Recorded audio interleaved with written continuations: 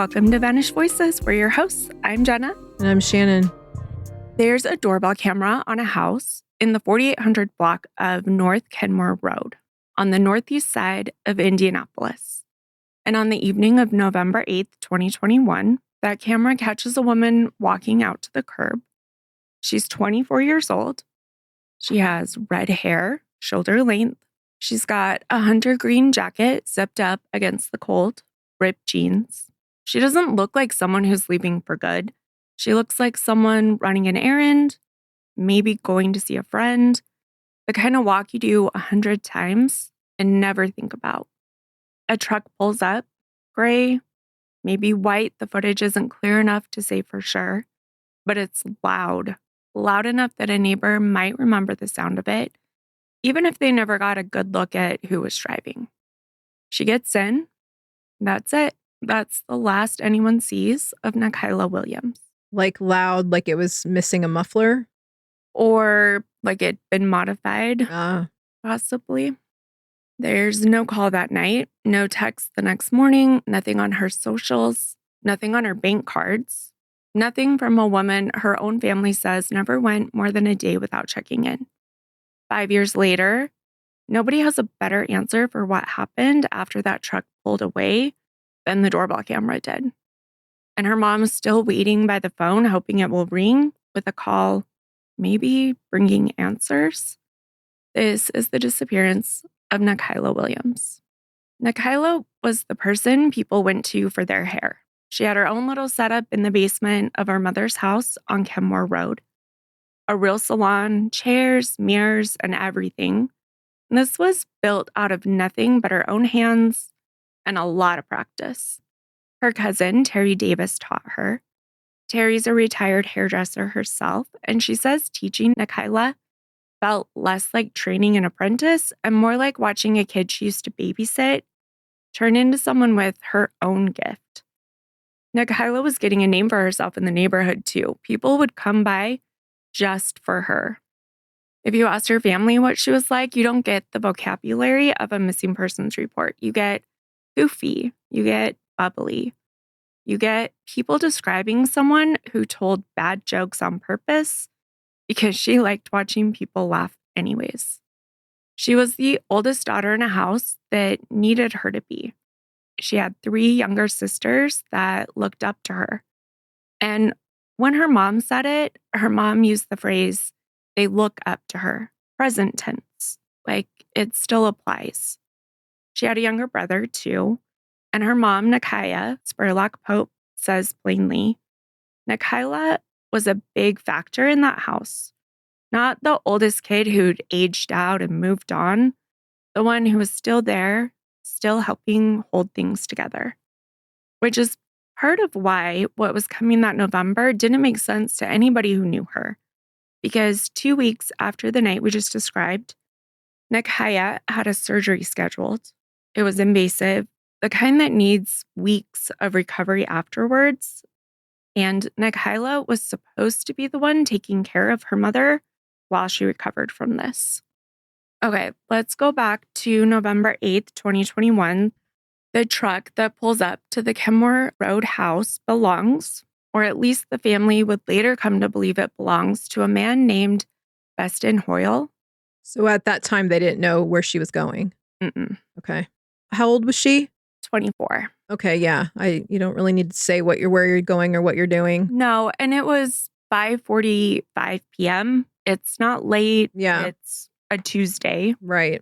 That man in some records is also called Destin. I'm not sure if that's a middle name or what his friends called him. Mm-hmm. But it's interesting because even his name doesn't sit still in this story, which might tell you something about how hard the basic facts have been to pin down from the start. Now, you can see, and this is from a doorbell camera because we are in 2021, you can see Nakyla get in, and the two of them end up later that evening at a house on North Leland Avenue.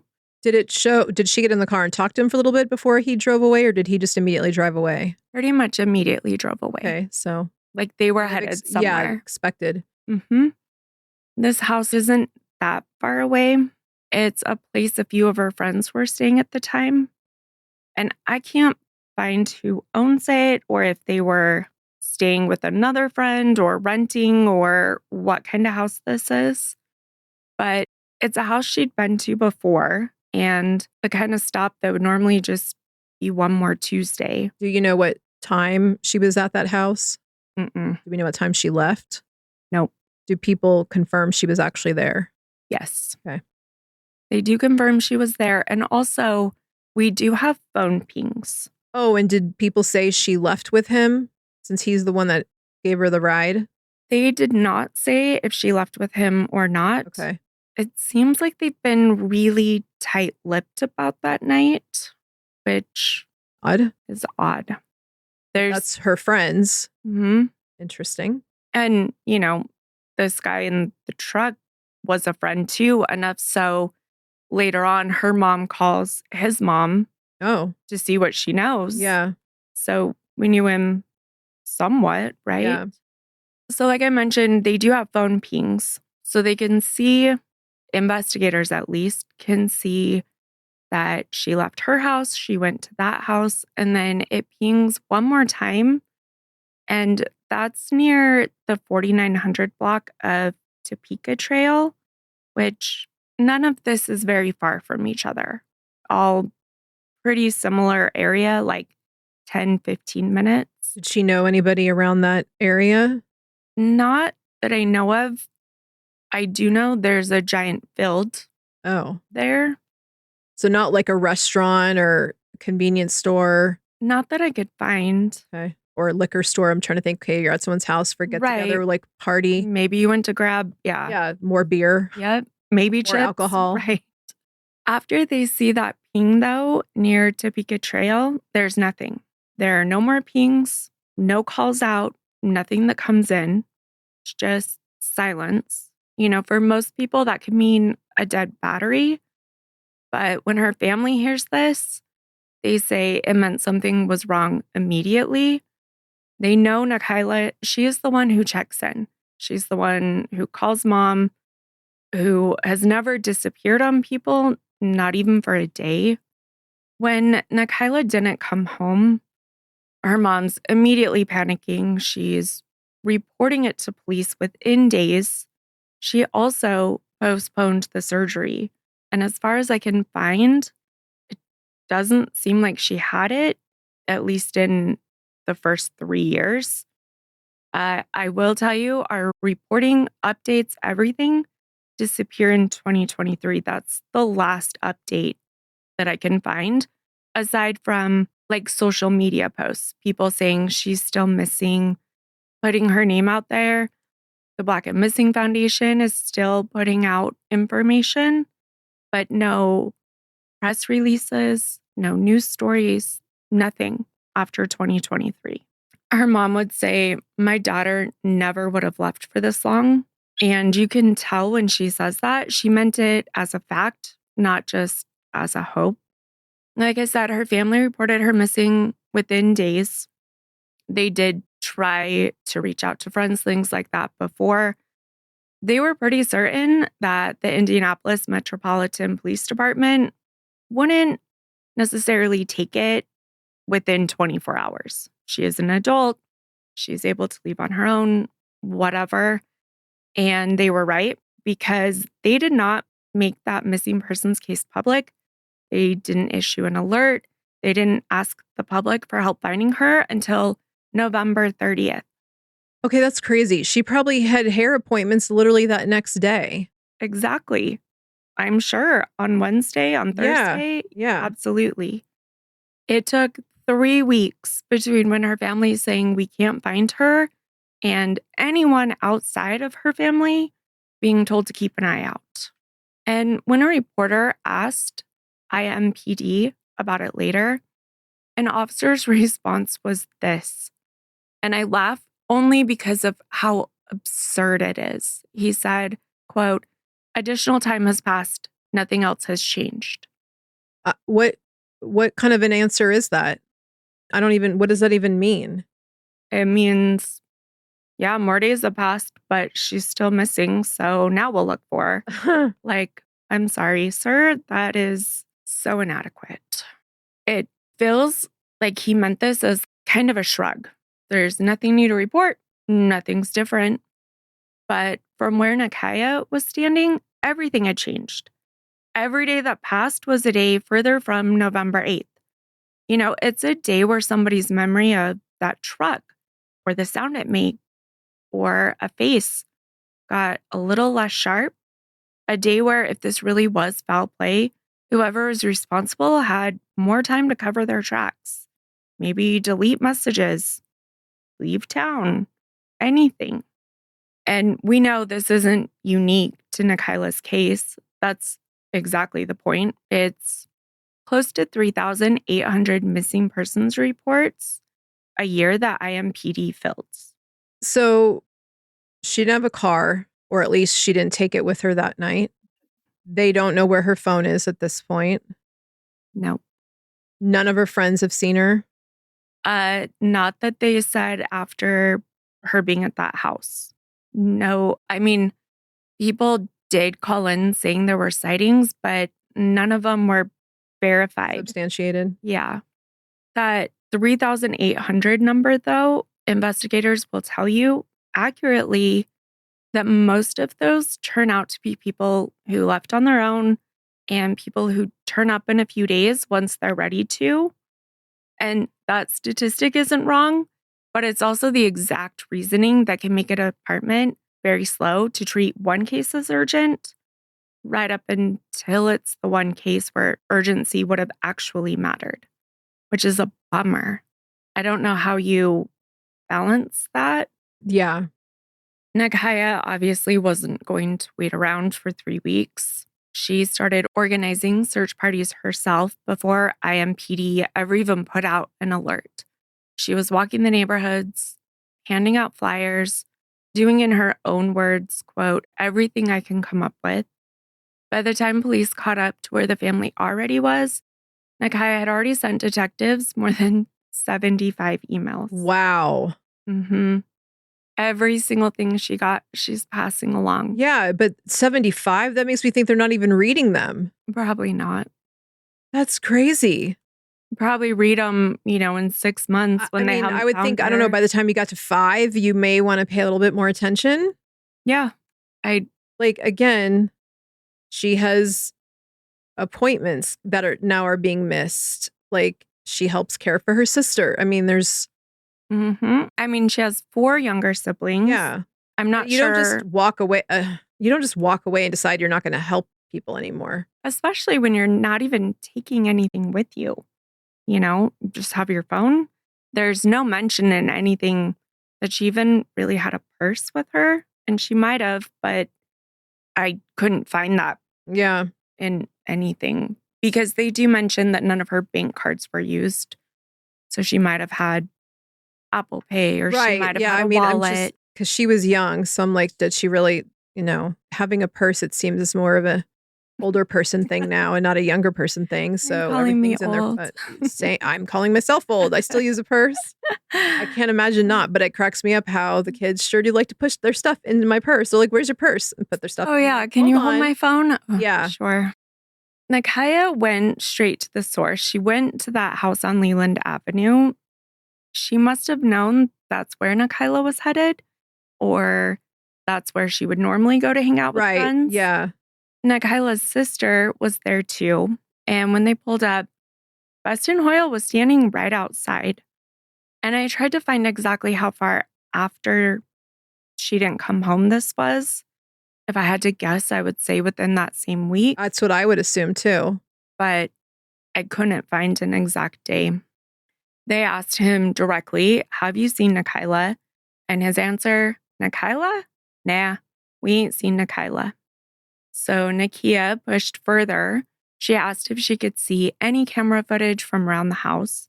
I mean, she had her own home security video showing the truck, showing Nakyla getting picked up that night. She knew what she was looking for some kind of collaboration of. But here's where it gets harder to explain away as coincidence. Not long after that conversation, people inside that house started moving their things out. Pretty quick after that, Hoyle left. He went straight back to Flint, Michigan, which is where he was from. And interestingly, online, he started deleting things. Oh. He started deleting every like and every interaction he'd ever had on Nakyla's Facebook. Okay, that's weird. Just gone. Yeah. Why? Right? Well, a couple things. There is the possibility some people panic around police attention for all kinds of reasons that have nothing to do with guilt. But it was enough of a response that investigators took real notice. Yeah, that's such a weird response. Yeah, to delete any interaction, like we're not going to we already know she got in your car. We already know you guys were at the same get together. And you're at the house the day I go. And you don't live there, so yet you're still there. Right. Or at least continuing to hang out there.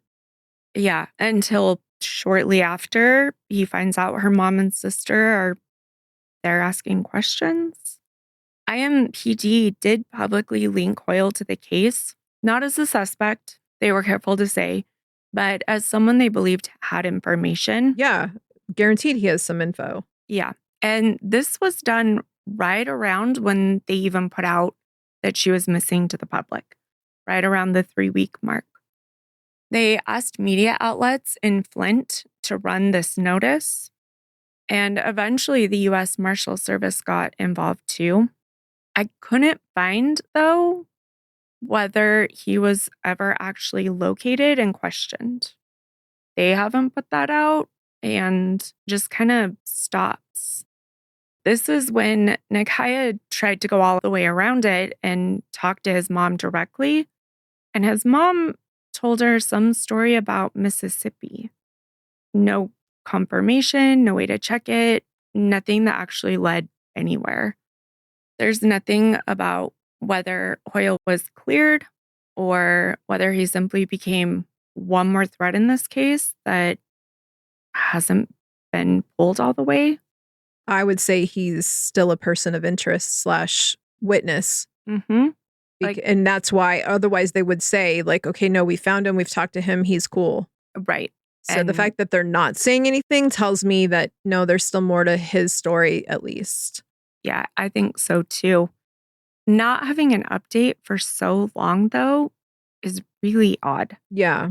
And, it kind of made me wonder, was there some kind of conclusion? But on all of these different social media outlets, they're still putting out that she's missing. Yeah. Just nothing official from IMPD. And to be very clear, he's not named a suspect in this case, but he is, by every account we have, the last known person to see her. And the first person whose behavior in the hours after made this family feel like he was hiding something. Yeah, very odd behavior. Now, while all of that with Hoyle was playing out, there was another version of this story happening at the same time. There was an Indianapolis activist named Terrence Hood, and people in the area called him Hood to Hood. He started organizing volunteer searches almost as soon as word got out that Nakyla was missing. They started near Montgomery Park, which was a few miles from where she was last seen, and then they moved those searches as tips came in or leads shifted. And by mid-December, those searches were still going and they'd grown. One Wednesday, there were close to 100 people who showed up. Family, friends, even people who had never met Nakyla, just neighbors who'd heard her story and wanted to help.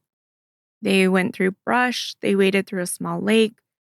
They had a plan to cover ground methodically. And by this point, like I said, it's December, it's cold.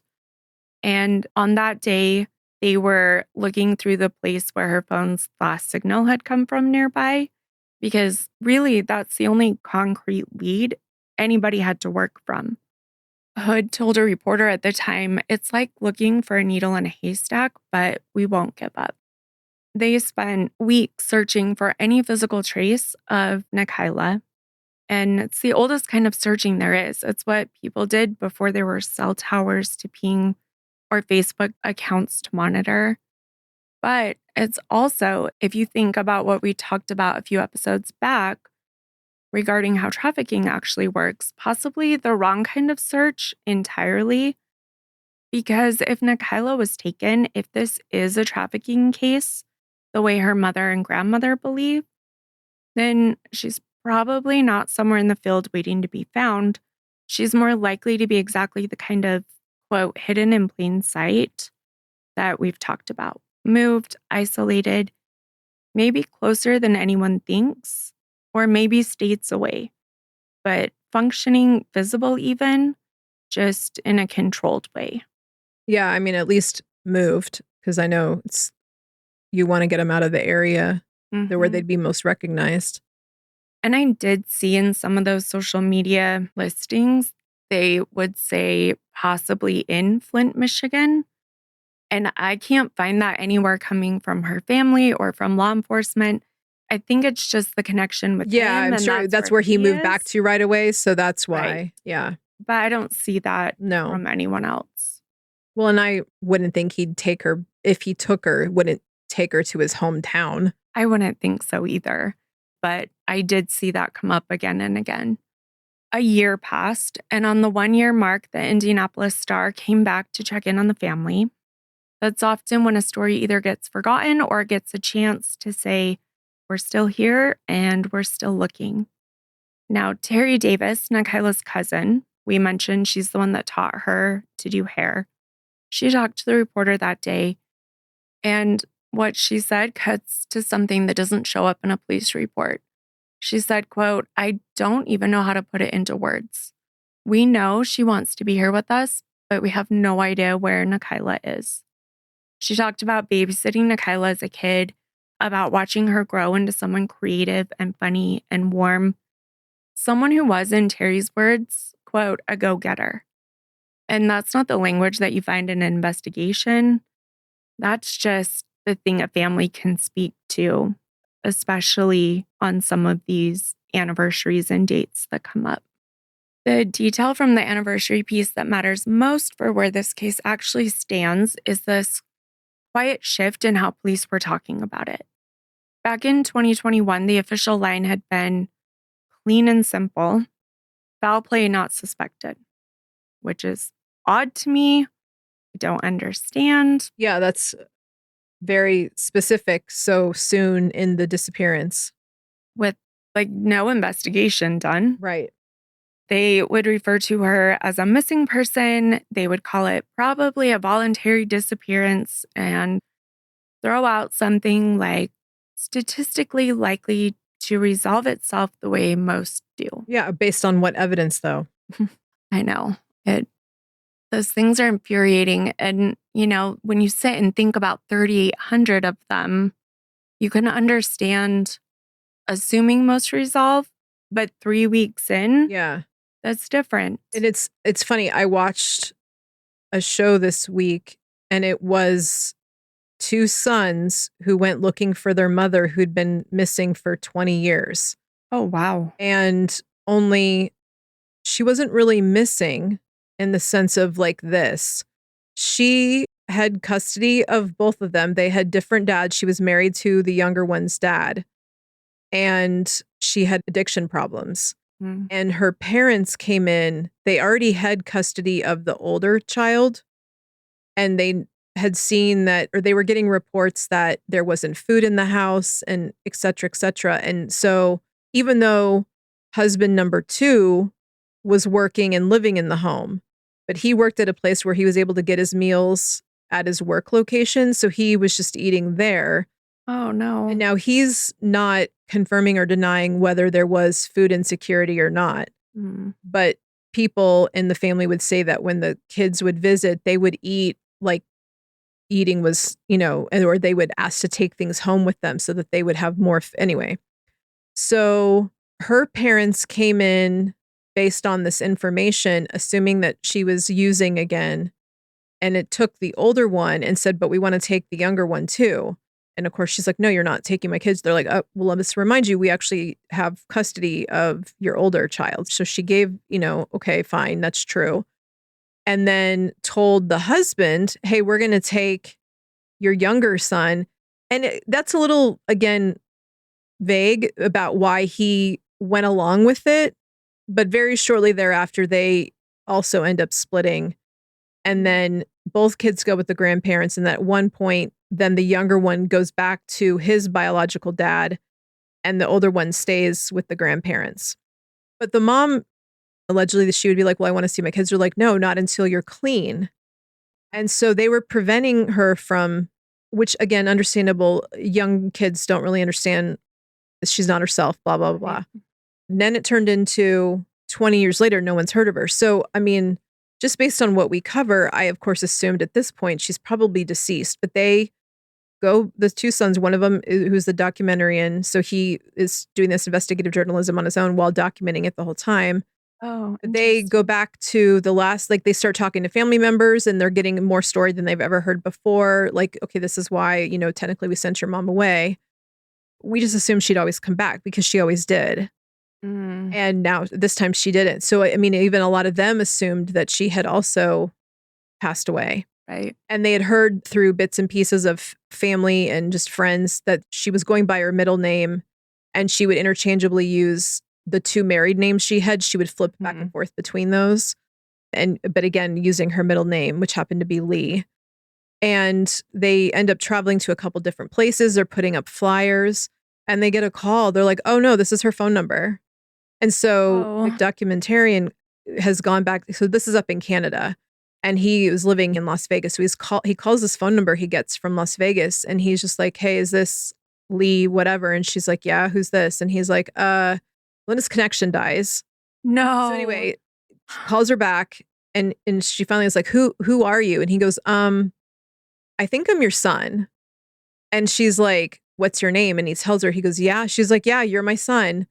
And, so you're like, well, wait a minute. Why have you stayed away for this whole time? So then, he flies to Canada and meets with her, and she goes on camera, and she's explaining her side. She's like, of course, she's denying the food insecurity portion of the story as to why the steps happened, as to why they were taken away. She's like, I don't remember that. I don't remember them not having food. Their dad and I were working, so whatever. But she was like, I just felt nobody wanted me around and this and that. So that's why she stayed away. And so now they're rebuilding their relationship. But it was just such a stark. So yeah, nobody had ever reported her missing because they had told her not to come around until she was clean. And I mean, she didn't really elaborate as to how long she'd been sober at this point or how long she'd been clean. But again, it's still, she was in the mindset of even if when she got clean, that they didn't want her around. And I mean, and that was her family. And she goes, I knew I was overwhelmed and couldn't necessarily care for the kids. So that's why she kind of just left that alone. But even as they turned adult age, she never went looking for them because again, she still thinks her family hates her. Well, no one did. And plus, 20 years has gone by. Shop the Sherwin-Williams sale and get 30% off Duration, Superdeck, and Woodscapes products August 14th through the 24th. Whether you're refreshing your interior or exterior, we've got the colors to bring your vision to life. And with delivery, getting everything to your door is easier than ever. Shop online to have it delivered or visit your neighborhood Sherwin-Williams store. Click the banner to learn more. Retail sales only. Some exclusions apply. See store for details. Delivery available on qualifying orders. Everyone's a little bit different, grown up now. Right. And, she's not a young 20-something, etc. So yeah, it was such an interesting dynamic. Whereas in that case, you had family members who fully knew why she was gone. Right. Whereas you have family members that are immediately sounding the alarm, like in this story and our other stories. And yet the police aren't believing them, which is frustrating because in this, the story I watched literally was no one saying she was truly missing because they had told her not to come around until she was clean. Right. And after 20 something, they just kept saying, oh, well, we thought she'd eventually show back up. That's usually how it worked. Right. So it was such a weird. That's fascinating. Yeah. I'm like, wow. And then she just assumed that she wasn't welcome back, even though, again, she's been clean and time has passed. But she was super happy she goes, I was always hoping you guys would reach out to me. So, again, here she's putting the ball in her children's court versus, here you're the adult, you should be reaching out. But it had a happy ending. And she's like, I'm so excited now because I have family that I didn't think I had. And she ended up moving back to the hometown. And oh, wow. And then, so she could be closer to them. It just made me, again, think about all the times that we've talked about how families are like insistent that they would not be missing. And yet they're just blown off. Like, oh no, people do it all the time and they'll show back up again. And I'm like, no, here's one where they knew that they were sending her away and knew that she was gone on purpose. And so, yes, they didn't, which kind of tells you that people aren't sending in a missing persons report unless they really mean it. Like, that's not something you're doing just willy-nilly. Right. I'm honestly trying to figure out the 3,800 and them saying most of them show back up. That's a lot of people reporting missing. Right.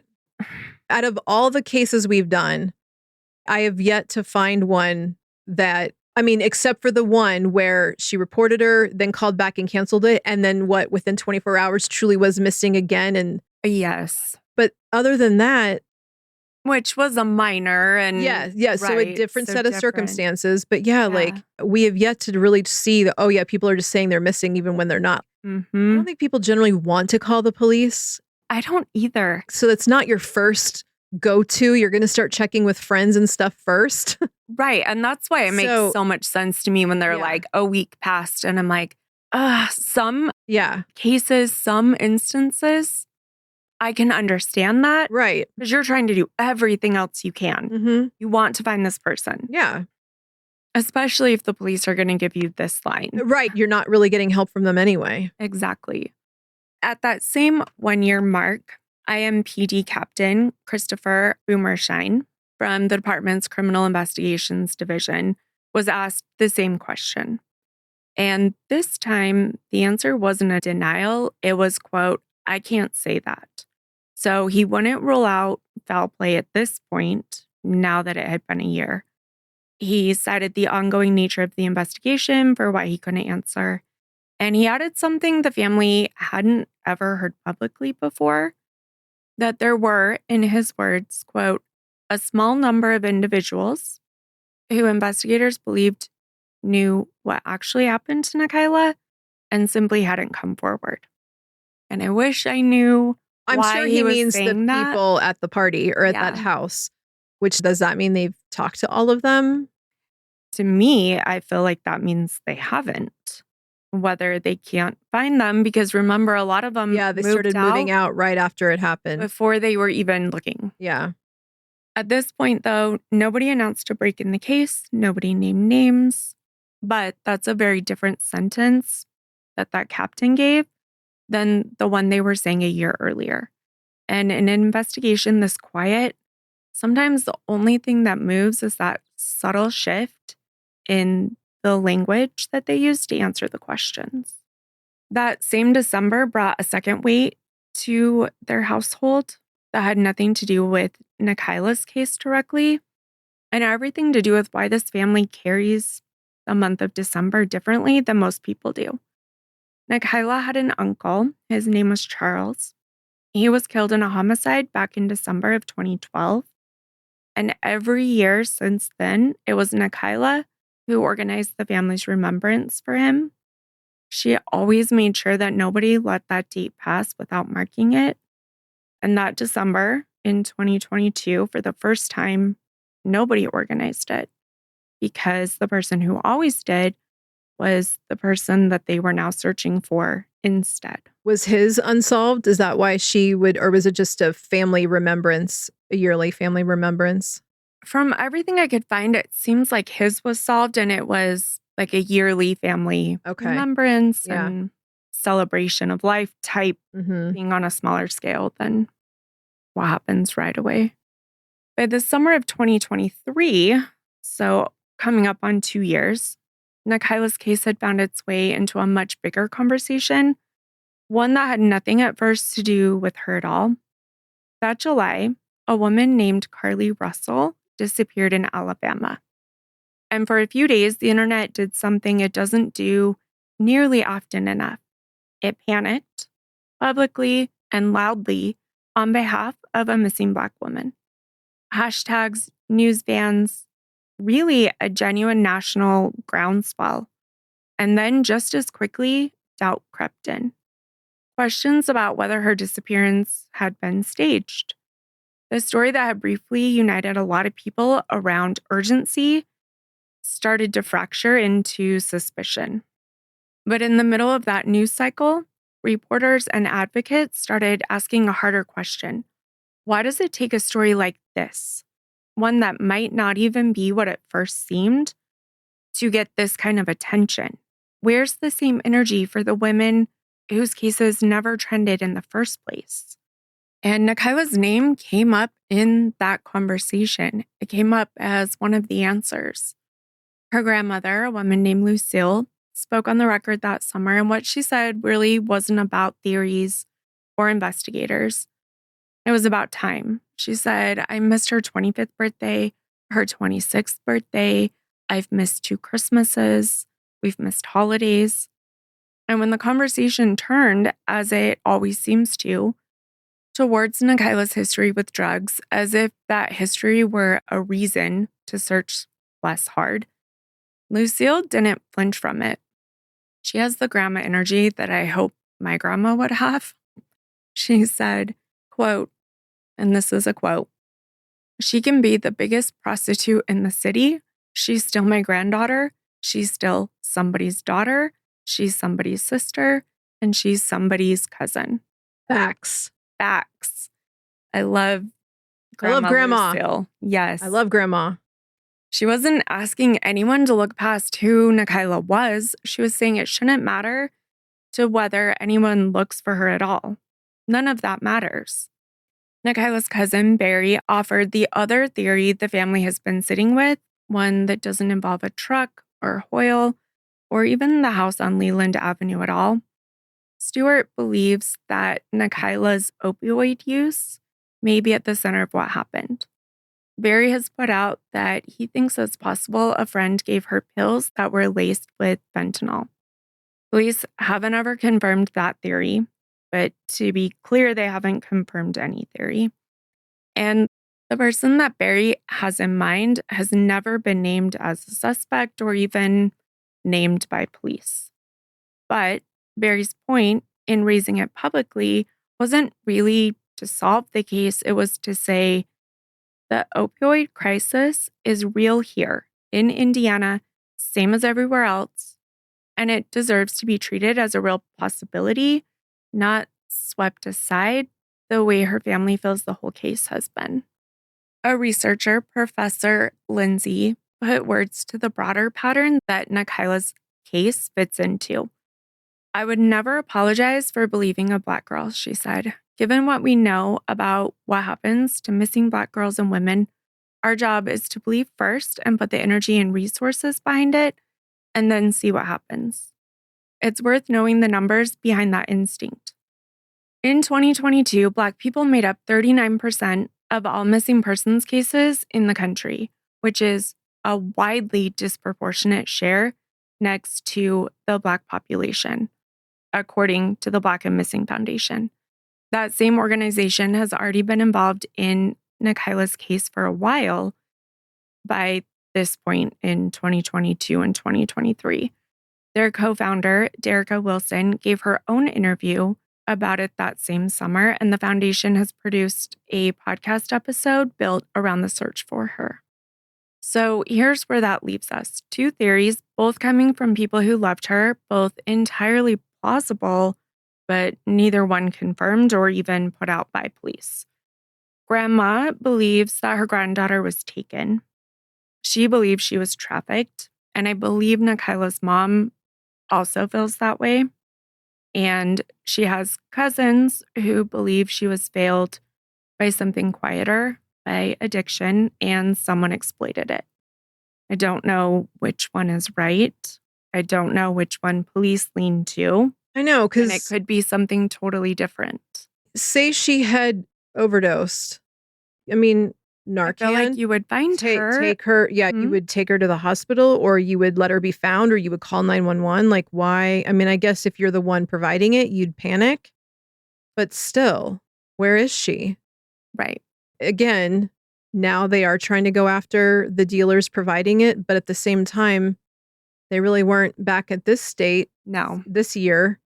No. So it's like, you're not really living in fear of that. So why would you let her family go through this? Why wouldn't you just say, hey, look, she chose to take, is it known? Did she have an addiction? Or is it just one theory?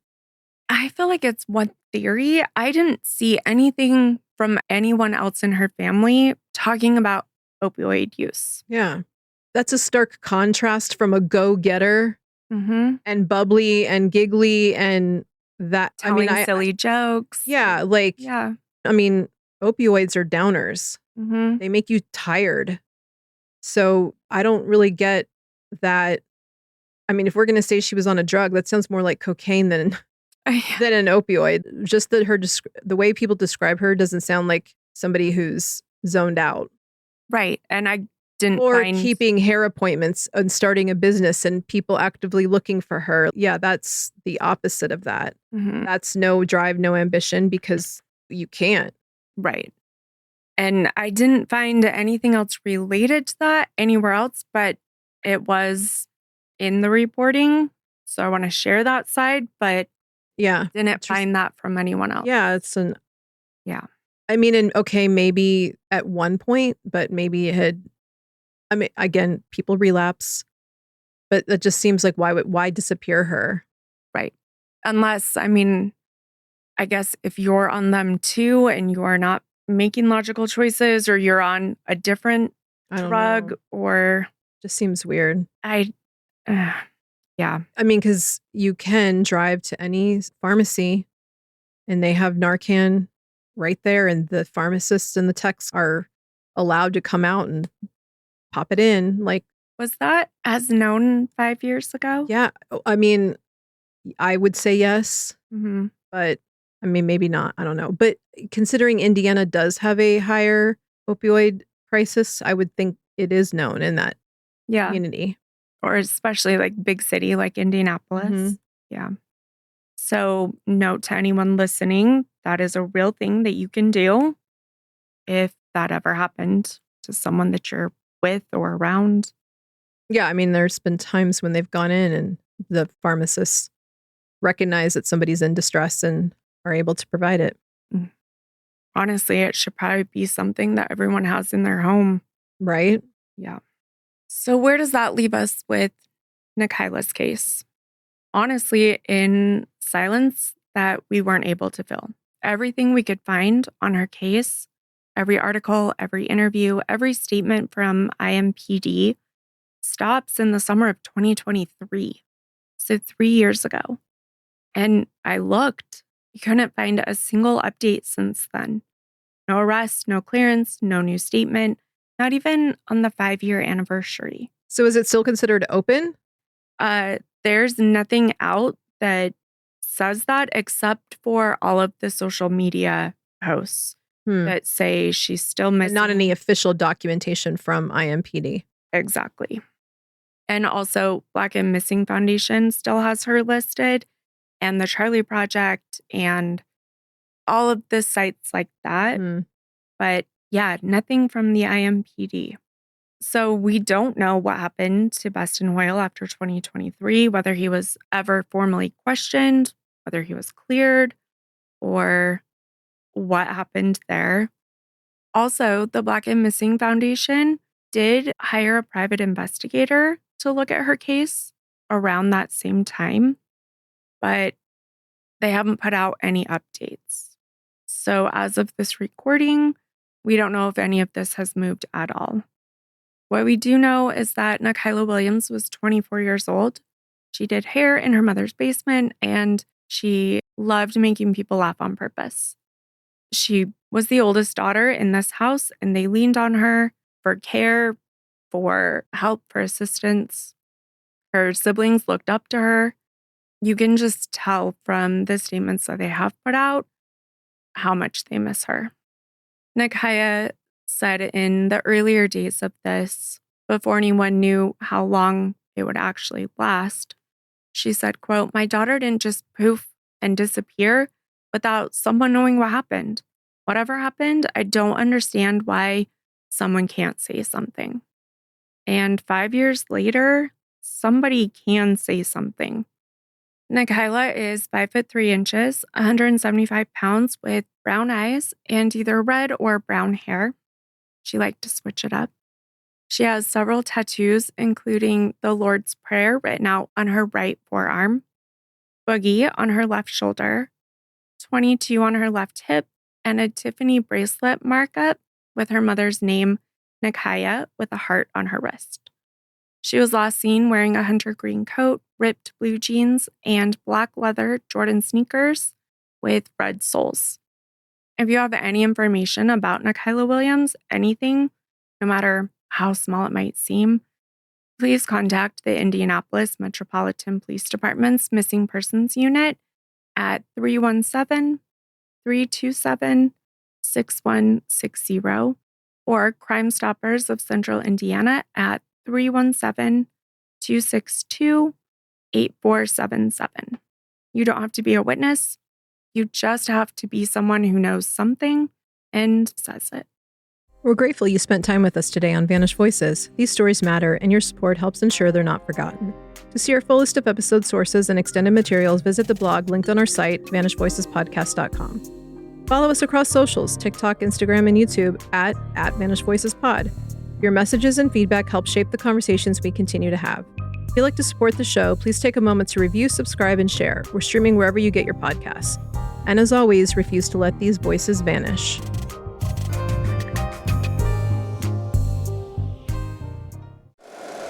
If you like the show, please take a moment to rate, review, and subscribe. It really does help the show to grow. Thank you for listening.